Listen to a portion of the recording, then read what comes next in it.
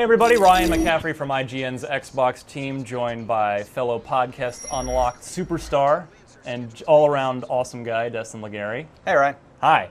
Try not to cough on mic. I know you're battling a little sore throat action, so... I'm doing okay. If there's a cough, blame Destin. I apologize. We're here, we're on week 8 already of Halo 4's Spartan Ops, our weekly downloadable, episodic, story-driven campaign. Week 8, 1 week after the spectacular week 7. Yeah, 7 proved to be a lucky number indeed. If you have not played Chapter 7, go back and check out our recap, either on YouTube or on IGN.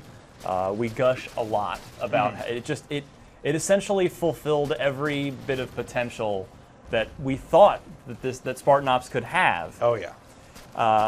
Just the mission variety and the integration of the story into those missions.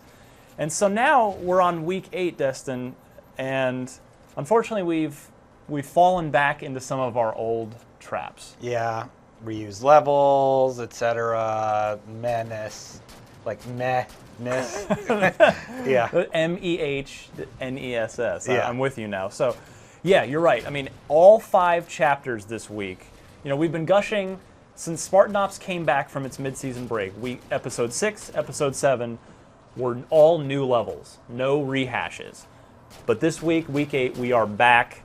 All 5 missions, all 5 chapters were rehashes. So let's start. Chapter 1 was the same Chapter 1 as last week, called Apex.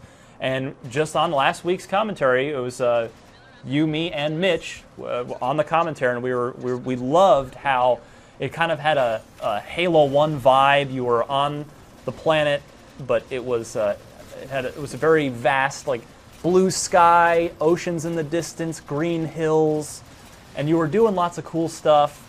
Remember that was you could actually fail. You had to go protect a friendly phantom that your guys had stolen. Yeah, that's the one we took a few tries to get. Yeah, and so that same level this week. So first, by the way, you pointed it out right away. You called it as soon as we started playing Spartan Ops this week. What Palmer's instructions were, oh, hey, turns out the Covenant are still down here. I guess you guys better go in and clean up. Yeah. And right away you're like, oh, that's a great. Right away we're justifying why we're back here recycling these same levels again. And so they're trying to write around it.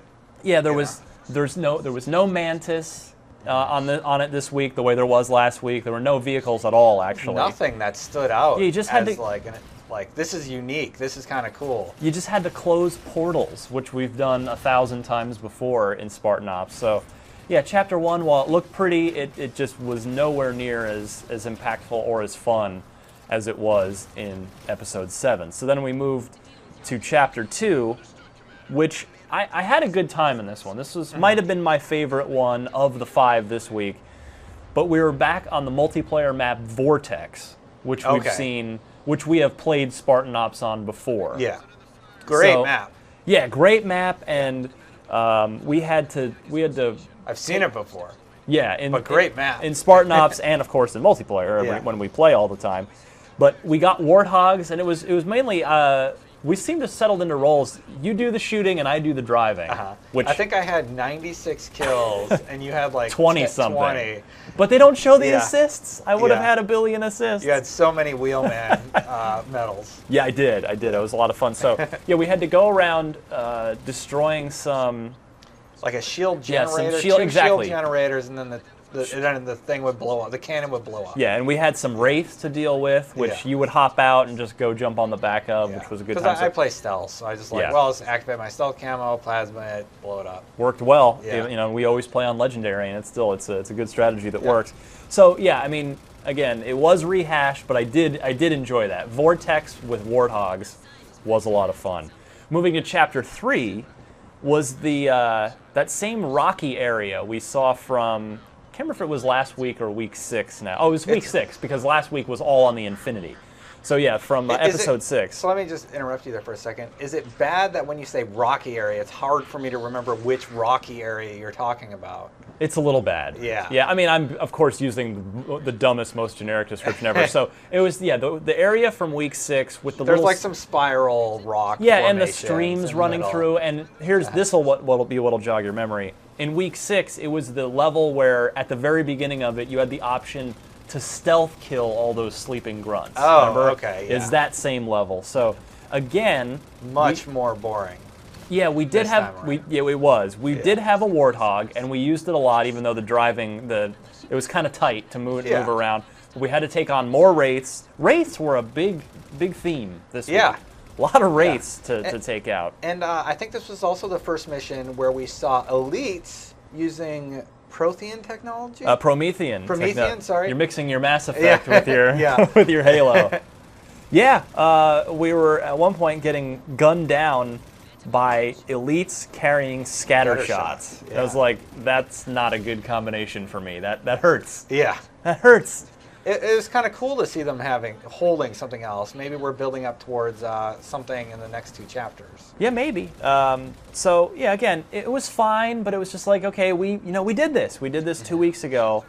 And then chapter 4 brought us back to the first chapter of week 6, when we first came back from the mid-season break.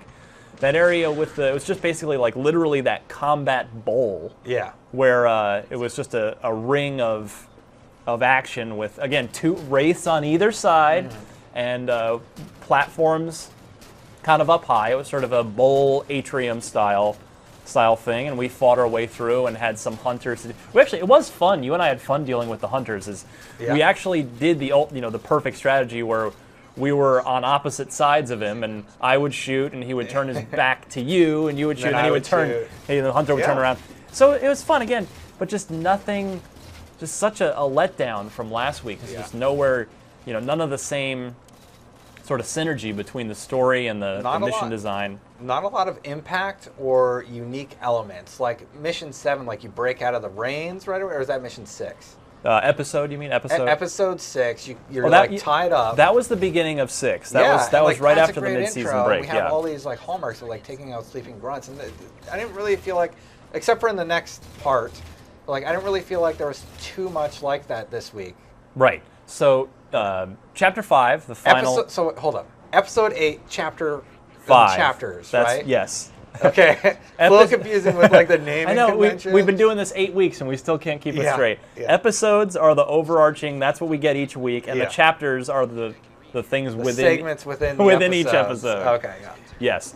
So chapter 5, closing it out this week, was another rehash. It was the same, that campaign space that we played again in week 6.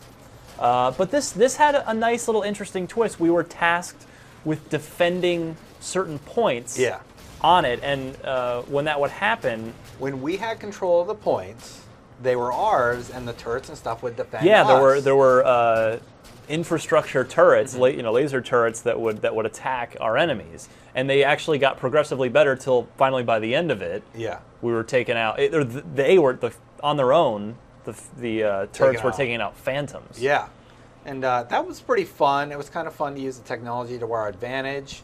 I feel like that's the biggest exclamation point of this whole episode. Well, you raised an interesting point. You were like, hey, this could potentially be a neat multiplayer game type, right? It's like King of the Hill. Sort of. Like almost King of the Hill meets Dominion, right? Yeah. So could potentially be something fun that maybe, who knows, maybe 343 was using it as a test to potentially roll out in War Games matchmaking in the future. You never know.